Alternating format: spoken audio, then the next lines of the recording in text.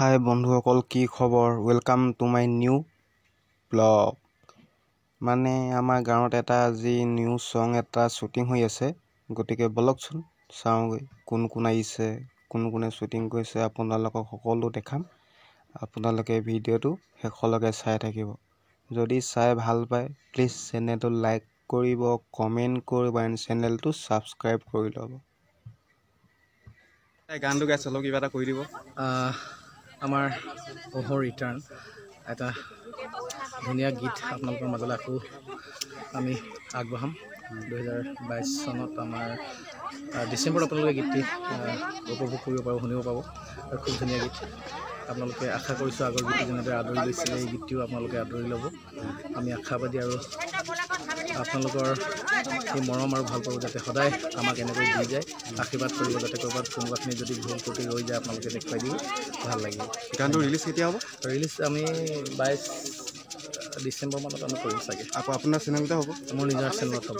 চাব, আকাশ মিউজিকেল বুলি আছে, আপোনালোকে যদি লিংকটো ডেছক্ৰিপশ্যনত দি দিম, চাব আপোনালোকে। ধন্যবাদ। বৰ্তমান লগ পাইছোঁ নীলোৎপল দাক। চক তিনিচুকীয়া ঘূৰি আহিলেগৈ ধুনীয়াকৈ। তিনিচুকীয়া, অৰুণাচল, তাৰপিছত তেজু, হাৱাই, পৰশুৰাম কুণ্ড চব ঘূৰি আহিলোঁ। বিৰাট ভাল লাগিলে। বাইক লৈ গৈছোঁ আৰু এটা বেলেগ এটা এক্সপিৰিয়েঞ্চ ফাৰ্ষ্ট টাইম।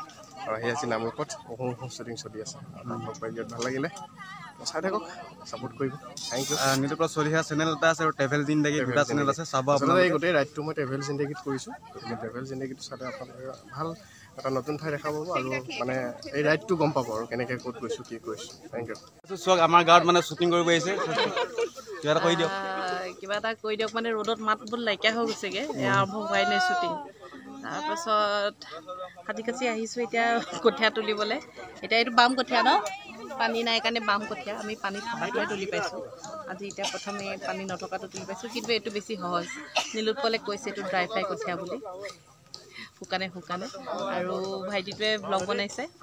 আপোনালোকে সকলোৱে আদৰি ল'ব, মৰম কৰিব, উৎসাহ দিব। আপোনালোকে কমেণ্টত জনাব কি কৰিব লাগে, কি কৰিব নালাগে, ভালকৈ শিকাই দিব আপোনালোকে। যদি নাজানো ভুল হ'লে শিকাই দিলে হ'ব। কমেণ্টত লিখি দিব। নেহা বাইদেউক লগ পাইছোঁ। চক নমস্কাৰ। ভাইটিক লগ পাইছোঁ এই শ্বুটিঙত।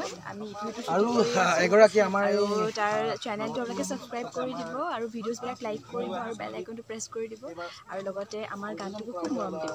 ধন্যবাদ। বাৰ্বী বৰগোহাঁই। বৰ্তমান আমি এতিয়া নামৰূপৰ শ্বুটিং কৰি আছোঁ মোৰ ছেকেণ্ড পাৰ্টৰ কাৰণে।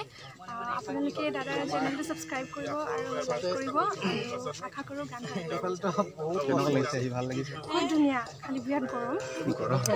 কঠীয়া তুলিছোঁ, পৰিশ্ৰমৰ কাৰণে ভাল লাগিছে। কেনেকুৱা ভয়ো লাগিছে জোৰচোকে। ইমান কষ্টকৈ আমাৰ খেতিয়কসকলে মানে কৰে। আছে জনপ্ৰিয় অভিনেতা নেট টকাই। চক 30-30 হয়নে? 30-30 জানিবি, মই জানিম নহয়। কথাটো কওঁ এতিয়া। কেনেকুৱা অনুভৱ লাগিছে আমাৰ ঘৰত আজি শ্বুটিং কৰিব আহি মেলি আপোনাক?